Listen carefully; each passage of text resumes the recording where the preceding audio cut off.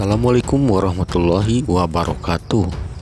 Kembali lagi bersama Mimin di ulasan alur cerita buku harian seorang istri episode malam ini, yang tentunya akan semakin seru dan menarik lagi untuk kita lihat. Baiklah, kita langsung saja ke pembahasan alur ceritanya ya guys. Masalah Dewa dengan Pak George ini menjadi masalah besar. Akibat kematian Helena, Nana menjadi pelampiasan dendam Pak George. Nana diculik anak buahnya dan dimasukkan ke dalam sumur tua di tengah perkebunan Pak Arman. Sebelumnya Dewa mendatangi rumah Pak George tersebut karena Dewa curiga kepadanya yang sebelumnya sudah mengancam Dewa dan Nana. Namun di situ Dewa, Fajar, dan Lucky malah berkelahi dengan antek-anteknya. Dan akhirnya antek-antek Pak George pun bilang kalau Nana dimasukkan ke dalam sumur di tengah hutan.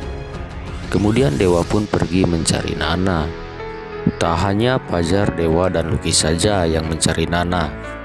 Pak Arman, Lula, dan Pasya pun ikut membantu Dewa dalam pencarian tersebut. Namun mereka akhirnya berpencar. Dan akhirnya Fajar menemukan Nana di dalam sumur. Fajar langsung menelpon Dewa dan memberitahu Dewa kalau dirinya sudah menemukan Nana. Tapi sayangnya handphone Fajar terjatuh dan masuk ke dalam sumur. Sebelum Fajar memberitahu kepada Dewa lokasi dirinya berada saat kini, Fajar mencoba menolong Nana dan turun dengan menggunakan tali, tapi tak berhasil karena tali tersebut putus dan Fajar pun akhirnya terjebak di dalam sumur tua tersebut bersama Nana. Sementara Dewa dan yang lainnya kini bingung karena tak tahu lokasi Fajar berada saat ini. Dan suasana yang genting itu pun semakin diperkeruh oleh si ular Alia dan si saraf Kelvin tentunya, yang tiba-tiba datang di tempat itu. Dan mereka pun memprovokasi Dewa dan bilang kalau Nana kini pasti sedang bersama Fajar. Dan banyak lagi yang dikatakan ular Alia itu kepada Dewa. Di dalam pencarian itu pun Lula harus merasakan sakit hati dan cemburu tentunya karena melihat Pasya menggendong Priska. Karena sebelumnya Priska sengaja melukai kakinya sendiri karena melihat Lula dan Pasya berpelukan. Priska pun tak ingin melihat Pasya dekat-dekat terus dengan Lula. Dia pun berpura-pura sakit kaki agar Pasya menolongnya. Sebelumnya Pasya dilarang menemui Lula oleh Pak Arman sebelum Pasya memutuskan dulu hubungannya dengan Priska. Di adegan selanjutnya Fajar dan Nana semakin lemah di dalam sumur karena hingga saat itu belum juga ada pertolongan. Mereka berteriak-teriak meminta tolong, namun tak ada yang mendengarnya. Namun akhirnya didengar oleh si ular dan si saraf Kelvin yang kebetulan dekat dengan sumur tersebut. Bukan menolongnya, si ular Alia dan si Kelvin malah melempari Fajar dan Nana dengan batu kerikil.